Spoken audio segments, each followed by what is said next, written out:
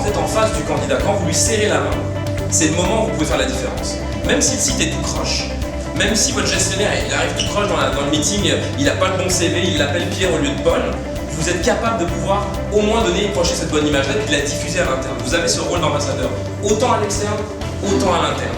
L'investissement. Soyez investis de ce que vous faites, parce que notre mission est importante selon vous.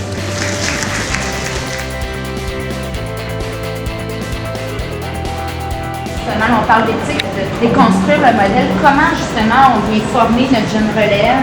Comment on peut initier chez eux des comportements qui rendent leur approche plus agile, plus dynamique, plus adaptable en fonction des différents domaines d'emploi qu'on a? Les grandes tendances d'évolution du marché du travail, c'est de plus en plus d'avoir des projets d'entreprise à aller chercher les bonnes compétences en externe. Et du coup, ça pose tout le modèle d'intégration.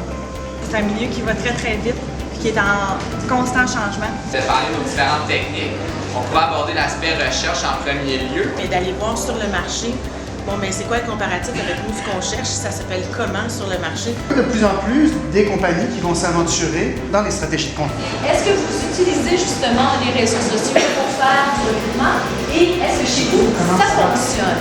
À ce qui est de la co-animation.